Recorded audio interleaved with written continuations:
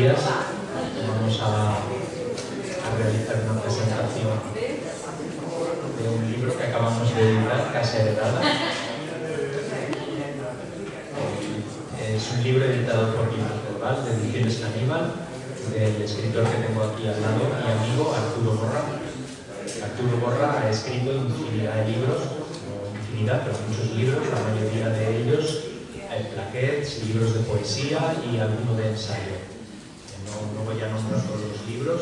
Y él es licenciado en Comunicación Social y doctor en Estudios Interdisciplinarios de la Comunicación.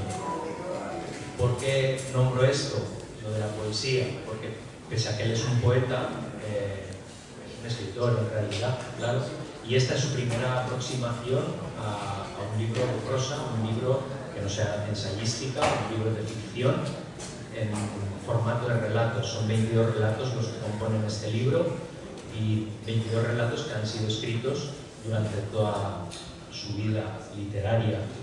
Durante 30 años ha ido escribiendo estos relatos, dándoles forma, puliéndolos, repuliéndolos, volviéndolos a leer, volviéndolos a escribir, y finalmente me llegó a mí a la mano lo que sería el manuscrito, no para valorarlo editorialmente, sino para valorarlo como amigo y como lector compulsivo que soy. Y cuando lo tuve en mi mano, lo primero que descubrí es que es una colección de relatos desgarradora que componen una vida y una mirada del mundo, una sensibilidad hacia lo que ocurre en el mundo, plasmada en cada uno de los relatos, pero con una precisión poética. Y eso, claro, que sea poesía no quiere decir que no sea desgarrador. Una precisión quirúrgica y poética sobre cada uno de los relatos, algunos más cortos, otros más largos, y dando lo que sería una pátina de lo que compone, las diferentes capas que componen el mundo. A mí me pareció aterrador, muchas veces lo hemos comentado él, tanto el libro mío que presentamos ayer, Plastic Man, como este Casa Heredada, no son libros que puedan leer nuestros padres. Yo a mi madre no le voy a dar Plastic Man, voy a hacer como si no lo hubiera escrito, y él me comentaba, no, a mi padre le he pedido a mis hermanos que no le hagan llegar Casa Heredada. La razón de eso es porque quizá son demasiado descarnados y pensamos que para no herir es mejor que no lean. Es un libro desgarrador. Alguno de los relatos, yo siempre cuando hablo de él, el primero que me viene a la mente siempre es el collar, y es que me parece tremendamente desgarrador, con una mirada. Casi que últimamente además estoy interesándome mucho por libros de prosa, yo leo mucha prosa, pero escrita por poetas o si no poetas, por gente que ha tenido, o escritores que han tenido sus aproximaciones a la poesía. Y creo que la manera y la precisión para contar las cosas de los poetas, yo soy más sensible a esa mirada y me gusta más cómo lo hacen. En este caso estamos ante un libro que no pasará desapercibido, yo estoy convencido y creo que debe de ser así. Voy a leer un poco lo que escribió Rafael de Luque Esteban para la contraportada, y que da también un poco una medida de lo que nos vamos a encontrar cuando lo leamos.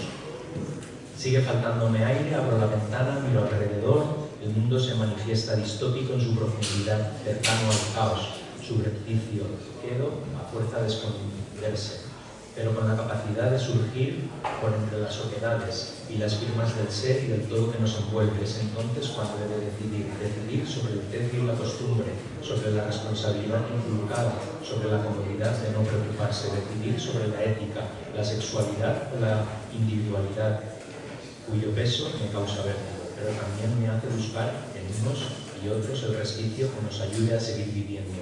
Los relatos de Casa Heredada transmiten un delicioso ritmo enriquecido por una plétora de imágenes donde se habla de ausencias, deseos y olvidos, de cerraduras, pero también de ventanas y muros derribados a través de unas descripciones tan sutiles y fugaces como llenas de impacto y significación.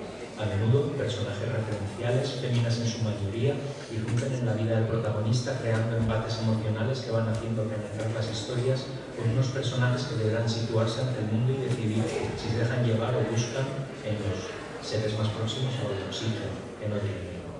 Pues es un poco esto el libro. Es una búsqueda de oxígeno en un mundo que nos rodea que a veces es aterrador.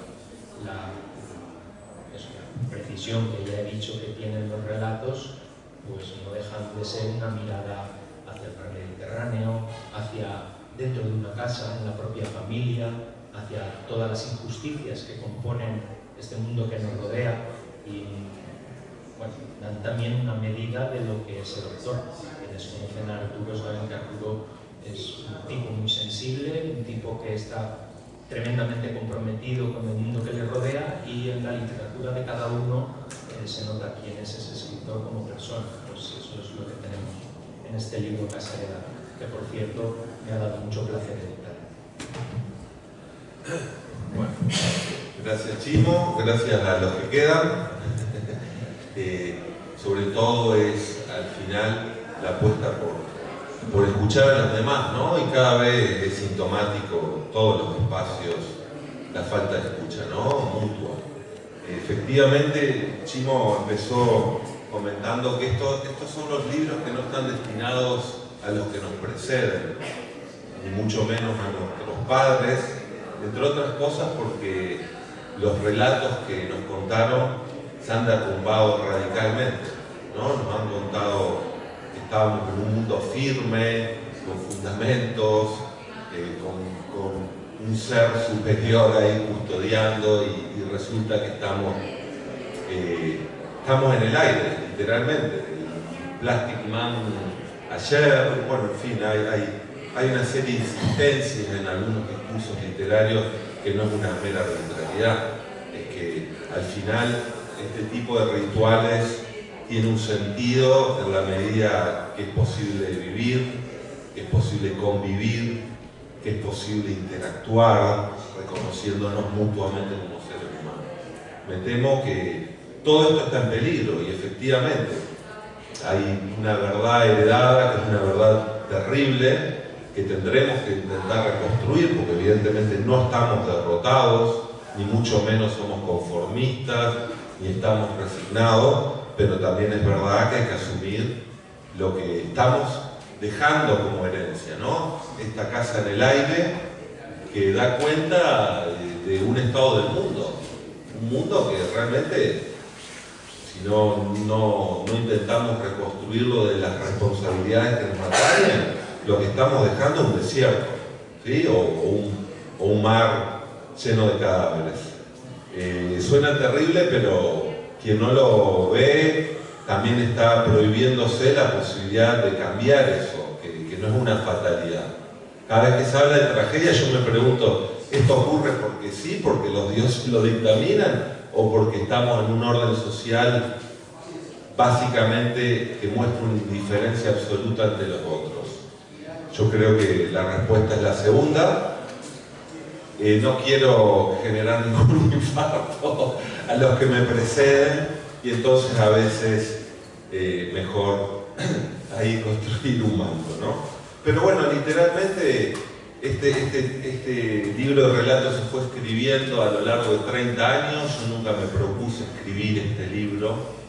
Hay libros que se nos van formando casi involuntariamente y se fue construyendo un mundo hecho de fragmentos o de astillas que al final, con todas estas astillas o estos escombros, uno construye una casa. Porque, insisto, lejos de cualquier nostalgia, de cualquier conformismo, resignación, lo que hay, en definitiva, es una invitación a cambiar la casa que estamos construyendo, ¿no? En común.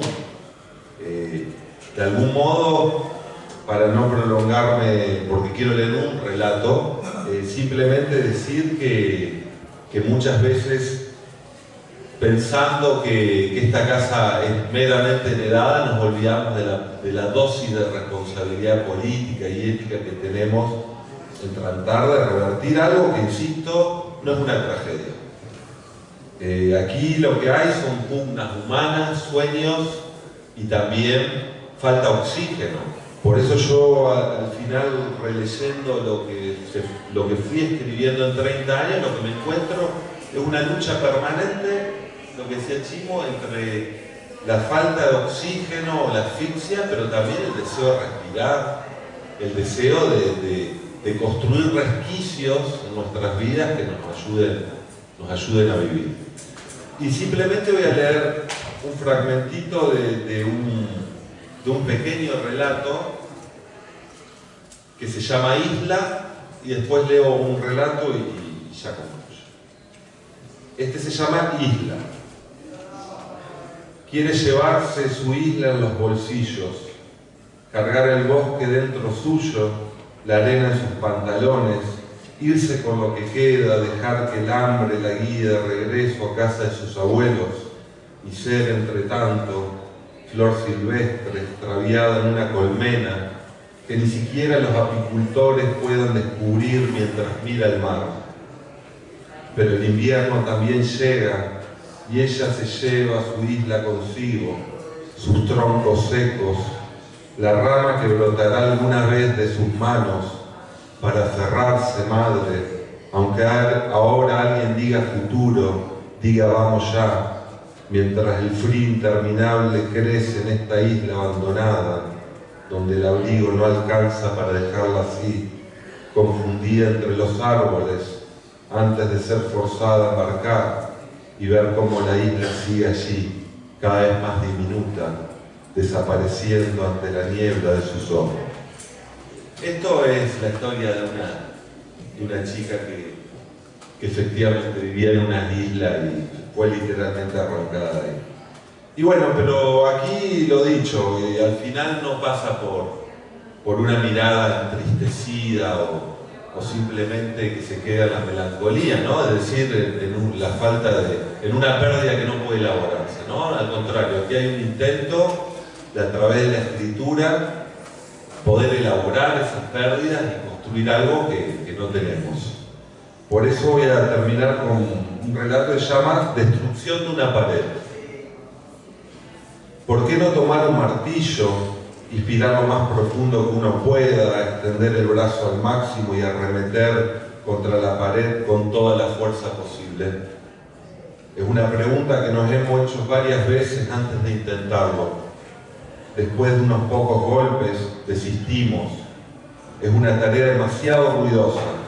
Tarde o temprano, algún transeúnte lo advertiría dando aviso a la policía. El resultado tampoco es mejor. Los golpes de martillo apenas dañan la pared. Para derrumbar un pequeño tramo deberíamos estar unas cuantas horas y convertirnos en blanco fácil.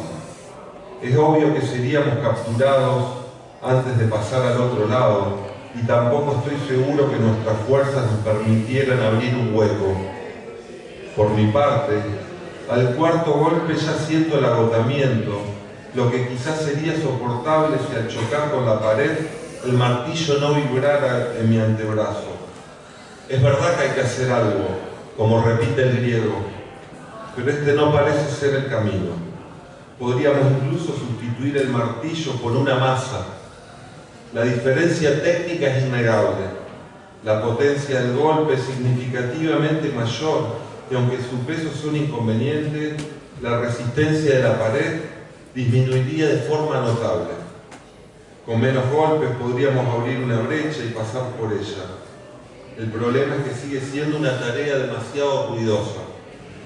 Más rápida y eficaz, sí, pero también más llamativa a distancia. No es preciso experimentar con esa alternativa para darse cuenta.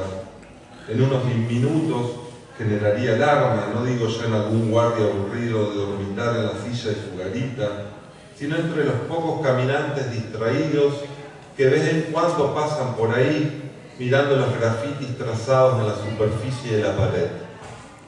Cuesta comprender cómo hasta los más indiferentes pueden velar por la integridad de una pared que apenas perciben. Si se detuvieran a mirarla, pronto sabrían que no hay en verdad nada íntegro en ella. No solo está descascarada, sino que tiene grietas regulares y está invadida por el musgo en sus zonas más oscuras. Por otra parte, ¿por qué velar por una membrana que obstaculiza la visión? Es cierto que no sabemos lo que nos impide ver, pero no deja de ser sorprendente que ni siquiera reparemos en ello. No se puede destruir una pared a plena luz del día. Bajo el refugio de la noche es más probable que no nos vean y si fuera necesario es más factible escapar. La amenaza de ser identificado queda, si no anulada, al menos en suspenso. Incluso la policía se relaja a esas horas. Prueba de ello es la existencia de esas inscripciones dispuestas con prisa. La trivialidad de una pared dificulta ver la necesidad de su derribo. Es una trivialidad que oculta que una pared es ante todo una frontera. Antes incluso de saber qué hay del otro lado, cuenta el hecho de que separa dos regiones. El problema de una solución semejante es que no altera en lo más mínimo la realidad de este espacio dividido. El griego insiste: ¿por qué tenemos que aceptar la pared? Por mi parte, prefiero centrarme en las tácticas. Subir hasta lo más alto de la tapia no podría hacerse sin herramientas adecuadas, pero ¿cómo transportarlas por cientos de metros sin que sean detectadas por algún observador? Si lográramos incluso ese primer objetivo, ¿cómo cortar la alambrada sin quedar enredados? Cargar a nuestros hombros una escalera en plena noche llamaría demasiado la atención.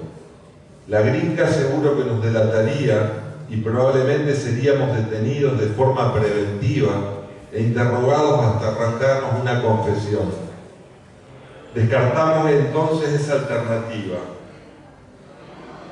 Pasar inadvertidos es vital. Mi amigo insiste en unas octavillas que un grupito de obreros distribuían en los 60 en la fábrica metalúrgica en la que trabajó por más de una década. Pretendían instruir en el arte del sabotaje colectivo. Aunque no estoy seguro de que haya sido especialmente acertado el procedimiento de su distribución, el mero hecho de que hayan logrado arruinar algunas máquinas es bastante aleccionador. Pero ¿qué sabemos nosotros de sabotajes si apenas somos capaces de imaginar cómo destruir una pared?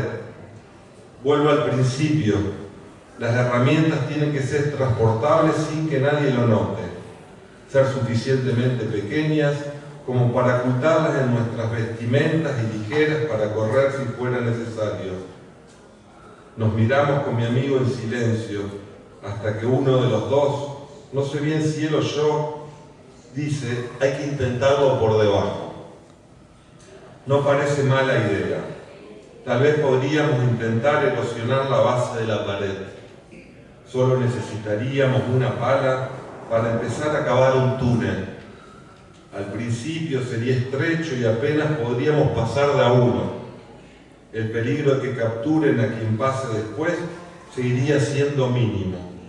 La pared permanecería ahí, es cierto. Sin embargo, del otro lado, en vez de seguir más lejos, podríamos seguir socavando los cimientos. Aunque dudamos todavía por un momento, logramos colgar dentro de los abrigos unas palas pequeñas. Salimos a la calle dándonos ánimo, tratando de parecer serenos. Evitamos conversar. En la oscuridad intuimos nuestras sonrisas nerviosas. Una vez alcanzado el objetivo de llegar a otra parte, el derrumbe será cuestión de tiempo. Podremos hacer nuevos pozos que dejen en el aire los cimientos. De forma más súbita que paulatina, la pared se desplomaría como una pesadilla que se extendió por demasiado tiempo. Ni siquiera descartamos que otra gente se sume, siempre que logremos revertir sus reticencias. Más de uno incluso sugirió que no había muro en absoluto, que estábamos imaginando paredes donde no había más que tierra. Si no fuera porque uno siente el encierro en el cuerpo, hasta podrían convencernos de nuestro delirio. Los obstáculos siguen siendo numerosos y nuestro nerviosismo es evidente. Mientras comenzamos a cavar, comprobamos que no viene nadie. La tierra cede sin demasiada resistencia. El rocío la humedece y eso facilita nuestro trabajo. Como dos fugitivos al borde de su jaula, trabajamos despacio para no arruinarlo todo. Aunque hace apenas una hora considerábamos que esto era imposible, Sentimos ahora la proximidad de una recóndita apertura. La noche es larga y nos sorprende cavando una salida. Gracias.